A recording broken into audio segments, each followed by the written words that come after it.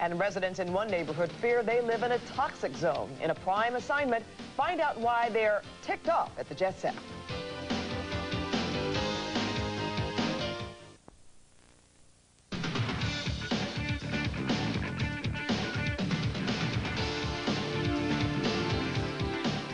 Dozens of homeowners near the Santa Monica airport fear they are living in a toxic zone. They claim fumes from departing jets are making them sick and may even be killing them. David Goldstein is live at the Santa Monica airport on a prime assignment. David.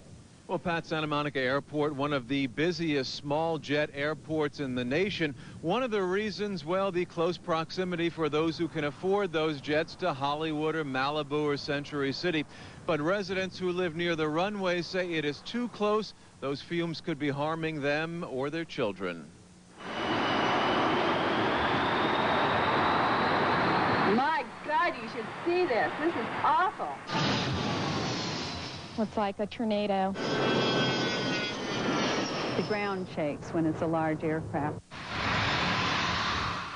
These are Virginia Ernst's home movies. The view from her bedroom window of the main runway at Santa Monica Airport. Just 300 feet away, the private jets of the rich and famous are taking off, leaving behind the emissions that she says are certainly not making the skies of Santa Monica friendly. In fact, she and her neighbors claim they're being poisoned out of their homes. The fumes start burning. You burn your throat, your sinuses, and you have trouble breathing. Your chest feels heavy. This is the window. Ernst and her husband started videotaping the takeoffs 5.5 years ago to try to document both the environmental and physical damage from the small jets. I hear a big noise in the back. In 1995, their patio furniture was blown across the backyard. The culprit was the jet owned by Stephen Wynn. He runs the multi-million-dollar Mirage Hotel and other casinos in Las Vegas. She's also witnessed and inhaled the fumes from Don Johnson's jet. Bill Cosby, David Geffen, Merv Griffin, and countless corporate executives. They leave behind a blast, but all of it is within federal guidelines. Ernst and her neighbors say they have no problem with the small prop planes that have been good neighbors to this middle-class community since the 20s. Here comes a jet right now. But private jets are more powerful and have different emissions. At one time, they were banned from Santa Monica Airport, but have been allowed since 1979. Although they account for only a small part of the air traffic, in the past year, small jet operations have increased 26%. Residents have complained little has been done, and Ernst believes she knows why. Money and power. You know, there's a lot of money in those planes that are up there, and there's some powerful people operating them. This is what we get in our backyards. Margaret Williamson lives next door and sees the black soot left behind in her patio furniture. Soot she thinks ends up in her lungs. We're breathing it. It's in the house. Oh, the stuff comes out of it area. And the Cole family, which lives down the block, has an air filter for their 9-year-old daughter, Heather. She has sinus problems that her mother believes are magnified by the jet fuel. It makes you sick to your stomach. After years of complaining, residents are now finally seeing some facts about the toxic emissions. KCAL9 News has obtained the results of a new environmental study that's soon to be released.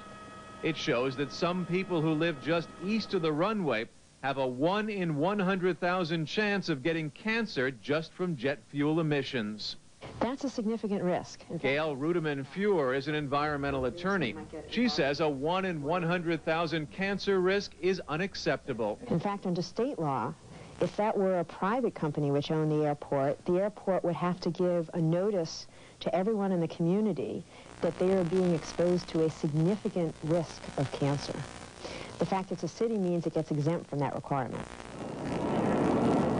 The airport manager hasn't analyzed the report as yet, but he doesn't believe there's a big problem. 1 in 100,000 over a prolonged exposure for 70 years seems like a very minimal risk to me. Operators like Ultimate Jets say they're abiding by all regulations, but sympathize with residents. We've corresponded with the neighborhood. We've done everything we can as a jet operator to try to ease the problem. The airport is hoping to cut down on the fumes by building a wall at the end of the runway, and they've asked pilots to try to do anything they could to help. Residents would like to see the jet ban reinstated, but more realistically, they hope the rich and famous who jet in and out of the airport get the message. I see these people, going on TV talking about, the wonderful things they're doing to help humanity, and then I see, feel the blast from their jets taking off. I would think that they would have a concern about us as well. Now, Bill Cosby, the only one of the celebrities who has a jet here, who would comment saying through his publicist that he sympathizes with area residents, but saying toxic emissions certainly a worldwide problem. We are live here in Santa Monica. I'm David Goldstein, Prime 9 News. David.